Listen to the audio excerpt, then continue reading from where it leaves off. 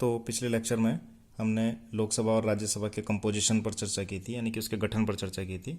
अब हम इस लेक्चर में राज्यसभा और लोकसभा की फंक्शंस और पावर्स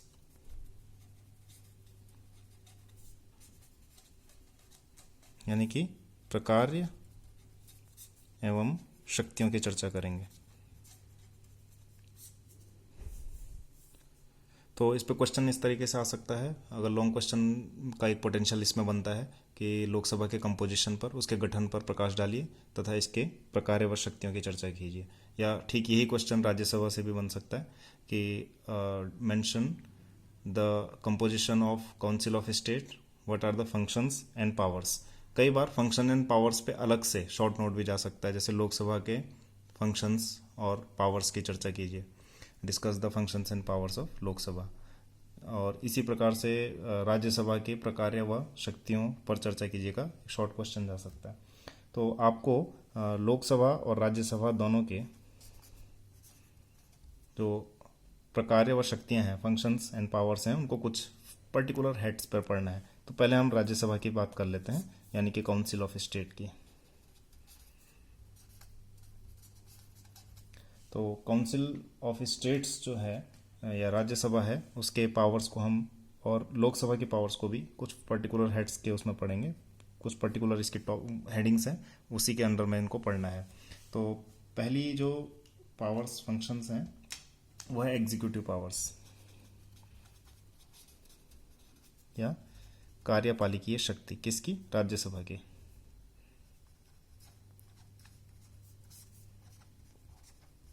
शक्तियाँ। तो कार्यपालिकीय शक्तियाँ क्या हैं? कार्यपालिकीय शक्ति का मतलब है, आप जानते हैं कि कार्यपालिका का मतलब है मंत्रिपरिषद और प्रधानमंत्री का गठन करना। तो कार्यपालिकीय शक्ति का मतलब है कि मंत्रिपरिषद जो होगी और जो प्रधानमंत्री होंगे, क्या उनसे कोई संबंध राज्यसभा का है या नहीं है।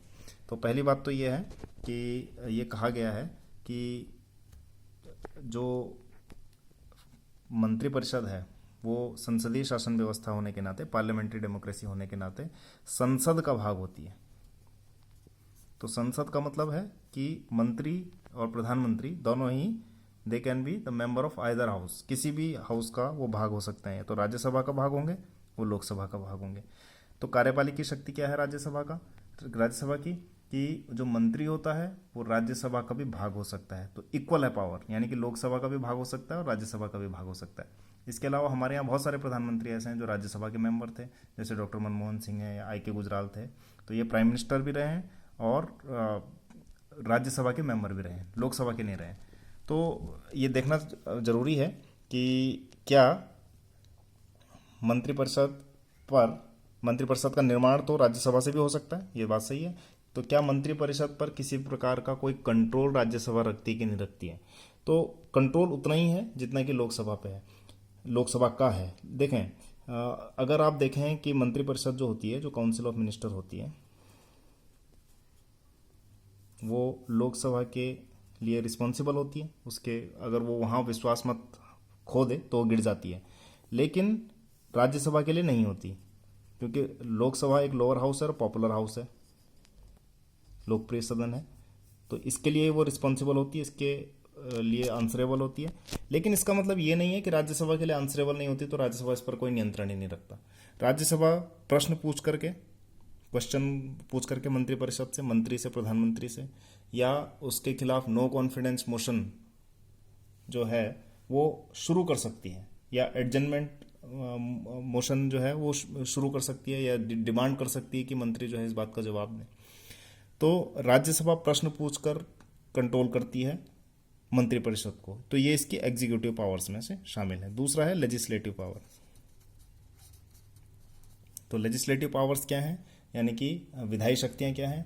विधायी शक्तियां राज्यसभा की बिल्कुल सेम है जैसे लोकसभा की हैं। जैसे यदि कोई विधेयक को या किसी बिल को जब एक्ट बनना हो तो वो किसी भी सदन में उठाया जा सकता है, राज्यसभा में भी उठाया जा सकता है और लोकसभा में भी उठाया जा सकता है। अगर वो लोक राज्यसभा में आता है तो राज्यसभा से पास होकर के लोकसभा के पास जाएगा, फिर प्रेसिडेंट के साइन के लिए जाएगा, फिर एक्ट बनेगा। ऐसा उल्टा भी हो सकता है कि पहले लोकसभा में आए, फिर राज्यसभा में आए और फिर एक्ट बने। तो लेजिस्लेटिव पावर यानी कि कानून बनाने की जो शक्ति है, तो कानून बनाने की शक्ति राज्यसभा की भी उतनी है जितनी कि लोकसभा की है। हाँ, ये जरूर है कि अगर लेजिस्लेटिव प्रोसेस में कभी कोई विवाद आता है तो प्रेसिडेंट आर्टिकल 108 में एक ज्वाइंट सेशन या संयुक्त अधिवेशन बुला सकता है दोनों पार्लियामेंट का संयुक्त अधिवेशन। संयुक्त अधिवेशन मतलब लोकसभा राज्यसभा मिलकर के बैठेंगे, तो उसमें लोकसभा जाहिर सी बात है भारी पड़ती है क्योंकि इसके पास नंबर या स्ट्रेंथ ज़्यादा है। मैं पिछले लेक्चर में भी आपको ये बता चुका हूँ। तो ज्वाइंट सेशन के अलावा जो राज्यसभा की बाकी जो प्रोसीडिंग्स हैं वो लोकसभा के बिल्कुल सेम है। अगर कोई विधेयक आ रहा है तो वो लोकसभा में भी स्टार्ट किया जा सकता है, राज्यसभा में भी स्टार्ट किया जा सकता है, तो दोनों की पावर सेम है। तीसरी चीज़ फिनेंशियल पावर यानी कि वित्तीय शक्तियाँ, वित्तीय या फिनेंशियल, इसको क्या कहेंगे लेजिस्लेटिव को? विधायी शक्तियाँ हिंदी में। तो फिनेंशियल या वित्तीय पावर में क्या है? वित्तीय पावर जाहिर सी बात है थोड़ा सा राज्यसभा को कम दी गई है क्योंकि जो मनी बिल है वो हम आगे भी देखेंगे, उसके बारे में लोकसभा को पावर दी गई है, राज्यसभा को ज़्यादा पावर नहीं दी गई है। राज्यसभा केवल 14 दिन तक मनी बिल को रोक सकती है और मनी बिल केवल और केवल लोकसभा में ही प्रस्तुत किया जाएगा, राज्यसभा में नहीं। तो वित्तीय पावर थोड़ी सी कम दी गई है, लेकिन इसका मतलब ये नहीं कि वित्तीय मामलों में राज्यसभा कोई दखल ही नहीं रखती है। जो बजट है वो जाहिर सी बात है कि वो लोकसभा में प्रस्तुत किया जाता है, लेकिन उसका जो डिस्क्रिप्शन होता है वो राज्यसभा में भी रखा जाता है। तो बजट पे भी प्रश्न पूछ करके या इस तरीके से जो कंट्रोल करने वाली जो बात थी एग्जीक्यूटिव पे, उसी तरीके से वित्तीय मामलों पर भी वो पावर रखती है। चौथी चीज़ है जुडिशियल पावर या न्यायिक। हालांकि इसे न्यायिक कहना उचित नहीं है, कुछ स्कॉलर ने इसे न्यायिक शक्ति कहा है, लेकिन मैं कहता हूँ अर्ध न्यायिक शक्ति, क्योंकि जब प्रेसिडेंट को इम्पीच करना होता है, ये हमने प्रेसिडेंट के चैप्टर में डिटेल में पढ़ा था, यानी कि महाभियोग लगाना होता है, तो उस समय जो राज्यसभा होती है वो एक जज का काम करती है, यानी कि वो देखती है कि क्या वाकई में इम्पीचमेंट लगाने के ग्राउंड्स हैं या नहीं है। तो महाभियोग लगाते समय लोकसभा और राज्यसभा की सेम शक्तियाँ होती हैं, बिल्कुल बराबर शक्तियाँ होती हैं, क्योंकि इनमें ज्वाइंट सेशन नहीं हो सकता, अलग अलग पास करना होता है महाभियोग के प्रस्ताव को। इसी तरीके से जज of supreme court and high court को हटाना हो, चीफ इलेक्शन कमिश्नर को या इलेक्शन कमीशन के किसी मेंबर को हटाना हो, तो उसमें भी सेम प्रक्रिया, और कैग को हटाने की जो प्रक्रिया है, कंट्रोलर एंड ऑडिटर जनरल को हटाने की जो प्रक्रिया है वो सेम है, और वो राज्यसभा की न्यायिक शक्तियों में आती है, और वो लोकसभा की और राज्यसभा की सेम है, क्योंकि इस प्रस्ताव को अलग अलग दोनों सदनों से पास होना होता है। अब चलते हैं इलेक्टोरल पावर पे या निर्वाचन की शक्तियाँ पे। राज्यसभा की निर्वाचन या इलेक्टोरल पावर क्या है? इलेक्टोरल का मतलब है कि राज्यसभा किसके निर्वाचन में भाग लेती है। बेसिकली राज्यसभा लेती है वाइस प्रेसिडेंट के निर्वाचन में भाग, क्योंकि वाइस प्रेसिडेंट का जो चुनाव होता है वो इस तरीके से लिखा जाता है कि लोकसभा तथा राज्यसभा के निर्वाचित सदस्य, इसके अलावा प्रेसिडेंट के, आप जानते हैं प्रेसिडेंट का जो निर्वाचन होता है वो एक इलेक्टोरल कॉलेज से मिलकर के बनता है, जिसमें संसद के निर्वाचित सदस्य और राज्य की विधानसभा को निर्वाचित सदस्य भाग लेते हैं, इलेक्टेड मेंबर्स, नॉट नॉमिनेटेड। तो प्रेसिडेंट और वाइस प्रेसिडेंट के इलेक्शन में राज्यसभा भाग लेती है। इसके साथ है नेक्स्ट, ये 5th पॉइंट है आपका। अब 6th पॉइंट है कॉन्स्टिट्यूशन अमेंडिंग पावर्स, यानी कि संविधान संशोधन की शक्ति। संविधान संशोधन की शक्ति क्या है? Constitution amending powers. ये क्या है? ये है किसी संविधान के किसी हिस्से को बदलना या परिवर्तित करने की जो शक्ति होती है। तो लोकसभा और राज्यसभा दोनों में अलग अलग संविधान संशोधन बिल प्रस्तुत होता है। ये आर्टिकल 368 में इसकी प्रक्रिया का वर्णन है संविधान संशोधन की। आर्टिकल 368 में ये कहा भी गया है कि दोनों सदनों से अलग अलग कोई भी कॉन्स्टिट्यूशन अमेंडमेंट बिल को पास होना होगा, अलग अलग जब आप कह रहे हैं तो लोकसभा और राज्यसभा को इक्वल वेटेज दे रहे हैं, ठीक है। आप लोकसभा से आप ज्वाइंट सेशन नहीं करा सकते संविधान संशोधन में। अगर कोई भी संविधान संशोधन होना है, लोकसभा राज्यसभा का ज्वाइंट सेशन नहीं होगा अंडर आर्टिकल 108। तो लोकसभा राज्यसभा से अलग अलग पास होना है, इसलिए संविधान संशोधन की शक्ति भी लोकसभा और राज्यसभा की लगभग बराबर है। अब है स्पेशल पावर्स, लास्ट टॉपिक है राज्यसभा का, स्पेशल पावर या विशेष प्रावधान। तो विशेष प्रावधान दो हैं, इसके बारे में मैं पहले भी थोड़ा सा चर्चा कर चुका हूँ। एक है आर्टिकल 312 अखिल भारतीय सेवाओं का सृजन,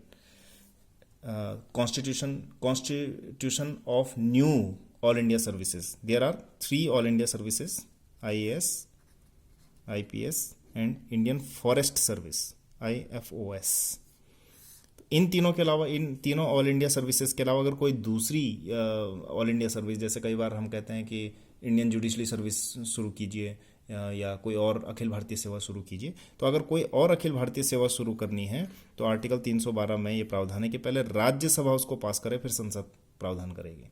ठीक इसी प्रकार से आर्टिकल 249 यानी कि स्टेट लिस्ट पर कोई कानून बनाना हो। स्टेट लिस्ट क्या है? जिस पर कानून बनाने का अधिकार केवल और केवल स्टेट के पास है, सेंटर के पास नहीं है। सेंट्रल लिस्ट क्या है? जिस पर केवल कानून बनाने का अधिकार सेंटर का है।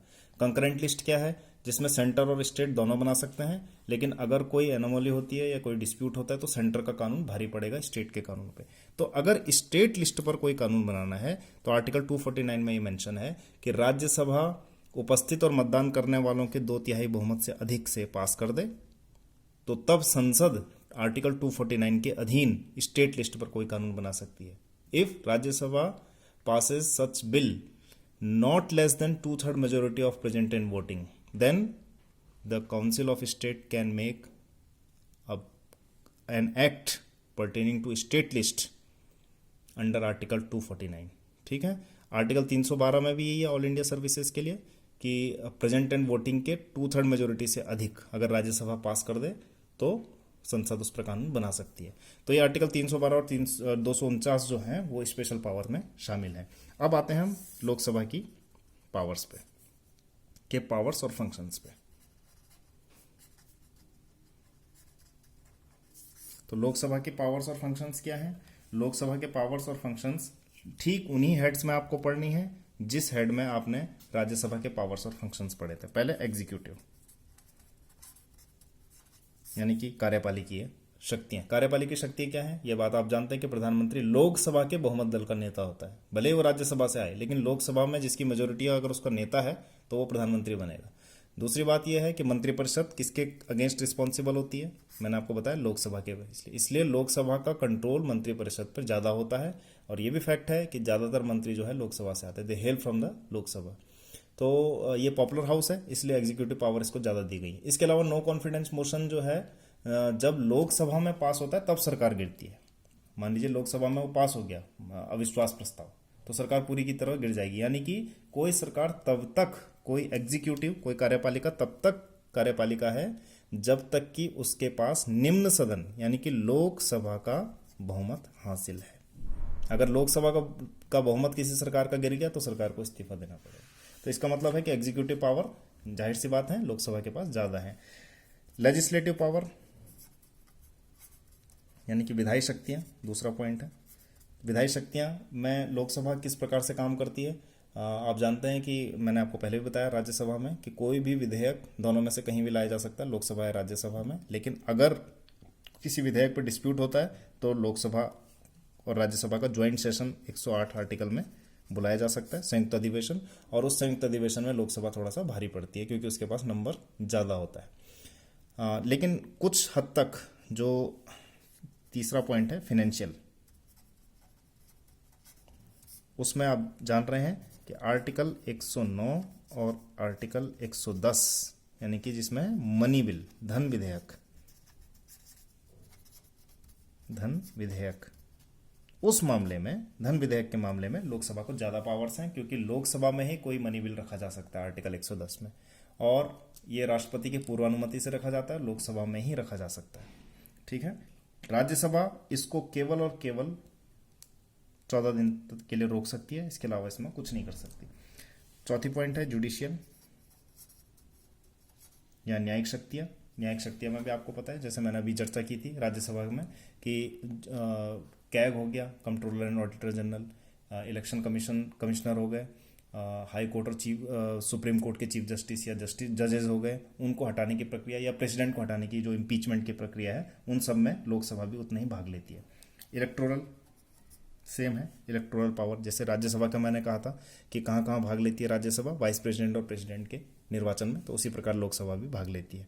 फिर है संविधान संशोधन की शक्ति, जैसे राज्यसभा के पास है लोकसभा के पास भी ठीक वही है, दोनों को अलग अलग पास होना होता है आर्टिकल 368 में, इसमें ज्वाइंट सेशन नहीं हो सकता।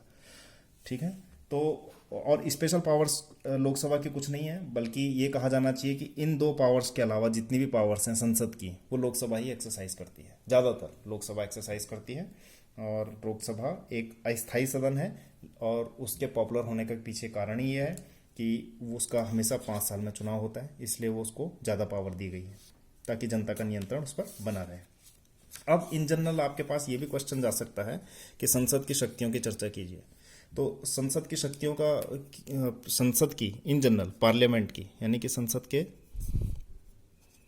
प्रकार व शक्ति, तो थोड़ा सा इसमें हम कुछ पॉइंट्स देख लेंगे। और इसमें सबसे पहले हम देखेंगे मंत्रिपरिषद पर नियंत्रण। सबसे पहले मंत्रिपरिषद की रचना, formation of council of ministers, मंत्रिपरिषद की रचना। दूसरा, ये भी आप जानते हैं मंत्रिपरिषद की रचना संसद कैसे करती है। संसदीय शासन प्रणाली होने के नाते जो एग्जीक्यूटिव है, it has to be a part of legislature, तो या तो लोकसभा होगा या राज्यसभा का भाग होगा, कोई भी मंत्री। मान लीजिए अगर कोई बाहर का व्यक्ति है जो लोकसभा राज्यसभा का मेंबर नहीं है, तो उसे 6 महीने के भीतर, 6 मंथ्स के भीतर लोकसभा या राज्यसभा की मेंबरशिप लेनी पड़ती है। कई बार ऐसा होता है कि कोई किसी को मंत्री बना दिया जाता है, उसको शपथ दिला दी जाती है, तो उसके पास 6 महीने का टाइम होता है वो लोकसभा या राज्यसभा की सदस्यता लेने का। अगर वो नहीं ले पाया तो उसका मंत्रिपद खत्म हो जाता है। फिर है नियंत्रण या control over council of ministers. तो नियंत्रण कैसे करती है, प्रश्न पूछकर, नो कॉन्फिडेंस मोशन लगा करके। ठीक है, ये अभी आप चर्चा कर चुके हैं। तीसरा है वित्तीय नियंत्रण, फाइनेंशियल कंट्रोल।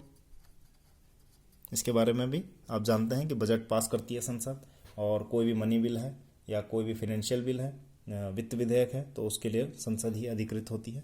और चौथी पॉइंट है विधायी शक्तियाँ या लेजिस्लेटिव पावर।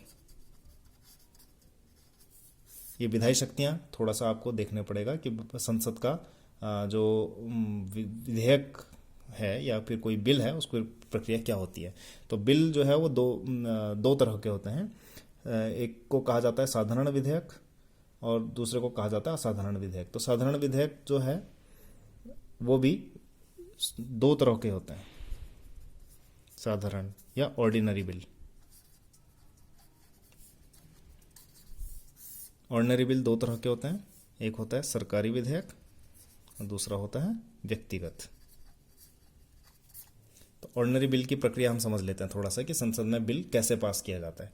तो सरकारी विधेयक वो है जो किसी मंत्री ने या फिर किसी जो सरकार का भाग है उसने रखी है। व्यक्तिगत विधेयक वो है जो किसी संसद ने रखी है, ऐसे संसद ने जो सरकार का भाग नहीं है, भले ही वो उसकी पार्टी की सत्ता हो। जैसे मान लीजिए अभी भाजपा की सरकार है, तो ऐसा कोई मेंबर ऑफ पार्लियामेंट भी हो सकता है जो मंत्री ना हो।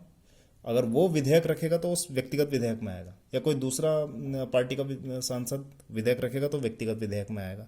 तो व्यक्तिगत विधेयक या सरकारी विधेयक, दोनों में कोई अंतर नहीं है, वो है ऑर्डिनरी बिल। तो ऑर्डिनरी बिल लोकसभा या राज्यसभा में कहीं भी लाया जा सकता है, आइदर ऑफ द हाउस, यानी कि या तो लोकसभा में लाइए या राज्यसभा में लाइए, कहीं पर भी लाइए। ठीक है, तो 3 चरणों से होकर के गुजरता है ये। पहले सदन से सिंपल मेजोरिटी से अधिक से पास होगा, फिर दूसरे सदन से सिंपल मेजोरिटी से अधिक से पास होगा, यानी कि साधारण बहुमत से 1/2 से अधिक, और उसके बाद राष्ट्रपति के पास जाएगा। तो राष्ट्रपति जब इस पर सिग्नेचर कर देगा तो वो बिल का एक्ट बन जाएगा, यानी कि विधेयक का विधि बन जाएगी जब राष्ट्रपति के साइन हो जाएंगे, इस प्रक्रिया से चलने के बाद। ठीक है, मान लीजिए कि किसी साधारण बिल पर डिस्प्यूट हो गया, तो डिस्प्यूट हो गया तो क्या करेगा प्रेसिडेंट ये कर सकता है कि अंडर आर्टिकल 108 में ज्वाइंट सेशन बुला ले, लोकसभा प्लस राज्यसभा का। इसके बारे में मैं कह चुका हूँ आपको, जिसमें लोकसभा भारी पड़ती है। फिर दूसरे तरह के जो विधेयक होते हैं जो नॉन ऑर्डिनरी या एक्स्ट्रा ऑर्डिनरी विधेयक होते हैं, उनके बारे में जितने भी विधेयक इस साधारण विधेयक के अलावा होते हैं वो सब एक्स्ट्रा ऑर्डिनरी विधेयक कहे जाते हैं। उसमें मैं चर्चा करूंगा धन विधेयक की, मनी बिल की। मनी बिल ये है आर्टिकल 109 एंड 110। हालांकि 110 में इसको डिफाइन किया गया मनी बिल को। तो मनी बिल सबसे पहले प्रेसिडेंट की पूर्वानुमति से रखा जाता है। पहले प्रेसिडेंट की पूर्वानुमति जरूरी है, फिर रखा जाएगा लोकसभा में, केवल और केवल लोकसभा में। और कौन तय करेगा कि ये मनी बिल है या नहीं है? Speaker of the house, speaker of Lok Sabha ये तय करेगा कि ये मनी बिल है या नहीं है। पास हो गया तो फिर राज्यसभा के पास जाएगा। राज्यसभा केवल और केवल 14 दिन के लिए इसको रोक सकती है। मान लो 14 दिन के बाद भी मनी बिल वहां रुका हुआ है तो ये मान लिया जाएगा कि राज्यसभा ने पास कर लिया है। यानी कि राज्यसभा इस मामले में केवल 14 दिन विलंब कर सकती है और कुछ नहीं कर सकती। इसके बाद ये प्रेसिडेंट के पास जाएगा। प्रेसिडेंट इसको रिकंसिडरेशन के लिए नहीं भेज सकता, केवल 2 काम कर सकता है। देखो क्यों नहीं भेज रिकंसिडरेशन के लिए? क्योंकि उसी की पूर्वानुमति से लोकसभा में प्रोड्यूस किया गया था। With the prior consent of president it shall be presented only in Lok Sabha, not in Rajya Sabha. उसके बाद प्रेसिडेंट 2 काम कर सकता है, हस्ताक्षर कर सकता है या हस्ताक्षर नहीं कर सकता। नहीं करने का कोई क्वेश्चन नहीं है क्योंकि राष्ट्रपति कोई भी काम मंत्रिपरिषद से पूछ के करता है। ठीक है, तो ये मनी बिल की प्रक्रिया है। आपने थोड़ा सा विधेयक जो जिसकी प्रक्रिया होती है वो समझ लिया है इसमें। तो ये संसद का टॉपिक है।